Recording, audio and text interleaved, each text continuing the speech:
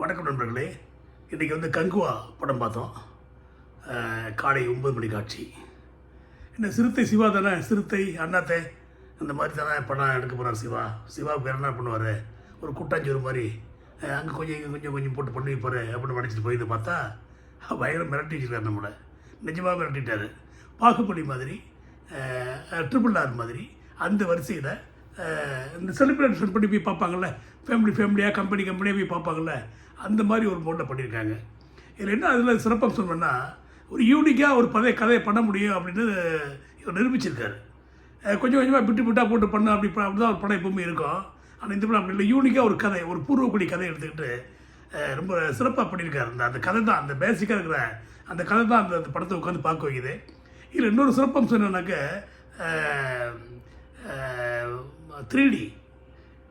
3D கண்ணாடி கொடுக்குறாங்க தியேட்டரில். அதை போட்டு பார்த்தோன்னா படம் வந்து வேறு மாதிரி நல்லாயிருக்கு.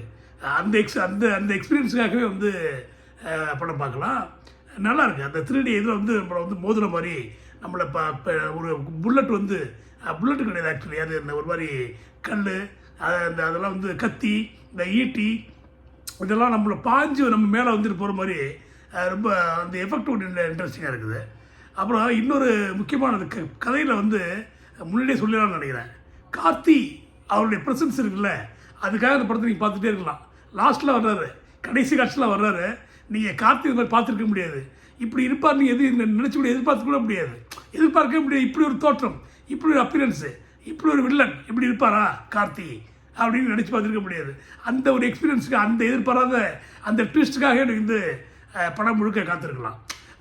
இந்த கதை என்னன்னாக்க, ரோமானியர்கள் வந்து அதாவது 1070 நடக்குது கதை. இங்கே ராஜேந்திர சோழலாம் இருந்தார் இல்லையா, ராஜேந்திர சோழன் வாழ்ந்துக்கிட்ட அந்த காலகட்டத்தில் இந்தியாவில் கடல் பகுதியில் இந்த கதை நடக்குது. அது எப்படின்னா, ரோமானியர்கள் வந்து இங்கே வந்து வர்றாங்க. இங்கே ஒரு 5 நிலப்பரப்பு இருக்குது. வெண்காடு, அப்புறம் மண்டையாறு, அப்புறம் வெண்சாம்பலம், இது அப்படின்னு ஒரு 5 நிலப்பரப்பு இருக்குது. 5 குன்றுகள், 5 தீவுகள். இந்த 5 தீவுகள் தனித்தன்மையாக வாழ்ந்துக்கிட்டு இருக்கு. அதுக்கே உரிய பூர்வக்குடி மக்களோடு வாழ்ந்துக்கிட்டு இருக்கிறது. அவங்க ரோமானிய இங்கே உள்ளே வந்து என்ன பண்ணுறாங்கன்னா, ஒரு இடத்த ஆக்கிரமி பண்ணி அதை அபகரிக்க வர்றாங்க. அந்த சண்டை என்ன ஆகுதுனாக்க, அந்த 5 மலைப்பகுதிகளும் உள்ள மக்கள், பூர்வக்குடி மக்களுக்கிடையே ஒரு பெரிய போராக மாறுது. இதுதான் கதை. இந்த பேசிக் கதை இருக்கிறதுனால தான் உங்களுக்கு மற்ற எதையுமே நீங்கள் மறந்துடலாம். இந்த மியூசிக்கு நல்ல சவுண்டு, நல்ல ரொம்ப ஓவராக தான் போட்டிருக்காங்க. இது அவசியம் நினைக்கிறேன். நல்ல எடிட்டிங், நல்ல கேமரா, அருமையான கேமரா ஒர்க்கு, லொக்கேஷன்ஸ்லாம் புதுமையாக இருக்குது. நீங்கள் லொக்கேஷன் வந்து தமிழகத்தில் எங்கள் ஊர் நாட்டுக்குள்ளே இந்த மாதிரி வீடு, உறவுகள் அப்படிலாம் காட்டாமல் அப்படி தான் ஸ்டார்ட் ஆகுது. ஆனால் இப்போ நேரம் ஆகுது. அடுத்து என்ன பண்ணுதுன்னா, நேரம் வந்து கடல் பகுதியில் போகுது. கடல், அதாவது ஒரு ஆங்கில படத்துக்கு நிகரான ஒரு லொக்கேஷன்ஸு. அந்த லொக்கேஷனே நமக்கு வந்து பார்க்குறதுக்கு ஒரு ஆர்வத்தையும் ஒரு இன்ட்ரெஸ்டிங்கான ஃபேக்டர்ஸை கொடுக்குது. அது நல்லா இருக்கு படம். செலிப்ரேட் பண்ணக்கூடிய மூவி இது. நான் எதிர்பார்க்கல சிவா வந்து இப்படி பண்ணுவாரா, இது மாதிரி ஒரு யூனிக்கான ஒரு கதையை வச்சு இப்படி பண்ணுவாரா, அது ஒரு கதை இருக்கும்போது லாஜிக் இருக்குமா அப்படின்னு டவுட் இருந்தது. பிரமாதம் பண்ணியிருக்காருங்க, அட்டகாசம் பண்ணியிருக்காரு. எனக்கு தெரிஞ்ச வரலையும் எனக்கு ஒரு யூனிக்கான ஒரு தனித்தன்மையான ஒரு கதையை வச்சுட்டு என்னால் ஒரு படம் பண்ண முடியும்னு இந்த படத்தில் அவர் நிரூபிச்சிருக்காருன்னு நான் சொல்ல முடியும். அந்த மாதிரி பண்ணியிருக்காரு, நல்லா இருக்குது. இப்போ புதிய இளைஞர்கள் இருக்காங்கல்ல, இந்த டீனேஜ் பசங்க, அந்த மாதிரி பசங்களுக்கு இந்த படம் வந்து பெரிய விருந்து சொல்லலாம். அவர் இன்னொரு எக்ஸ்பீரியன்ஸ் என்ன இன்றைக்கி நடந்ததுன்னா, சூர்யாவுக்குன்னு இருக்கிற ஃபேன் பேஸ் இன்றைக்கி பார்த்தேன். அப்படி சூர்யா பார்த்த உடனே, அவருடைய காலை பார்த்த உடனே, அவரை கையை பார்த்த உடனே, அவரை கண்ணை பார்த்த உடனே, அவருடைய அப்பியரன்ஸை பார்த்த உடனே ஒரே குதூகலம். அது தகுதியாக இருக்குது. அவங்க போட்டிருந்த ஆடியன்ஸ் போடுற சத்தத்துக்கு தகுதியான ஒரு படமாக இது இருக்குது. அது மாதிரி தான் வந்து இன்ட்ரோ கொடுத்துருக்காங்க. ரொம்ப நல்லா இருக்குது.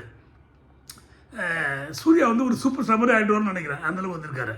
நீ பார்த்தா தெரியும். நான் வந்து ஓவராக சொல்ல நினைக்கலாம், உங்களுக்கு அப்படி ஒரு எண்ணம் வரலாம்.